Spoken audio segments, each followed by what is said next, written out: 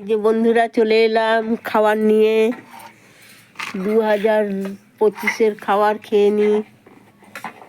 আজকে দেখো আমাদের গরিব মানুষের কি কি রান্না হয়েছে।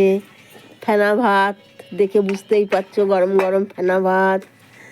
আর এইদিকে দেখো ডিম সেদ্ধ, আর গোগলি আলু দিয়ে সর্ষে দিয়ে করেছে, আর আলু মাখা। এই হলো খাবার বন্ধুরা। প্রচণ্ড ঠান্ডা আমাদের ঘরে। দেখো বন্ধুরা, আগুন জ্বেলেছি। কী করবো, এত ঠান্ডা, ওই জন্য আগুন জ্বেলেছি। আর ওই গরম গরম ফেনা ভাত খেতে যে কি মজা। এই ফেনা ভাতেই তো আসল গুণ, সব লোকে মাড় ফেলে দেয়।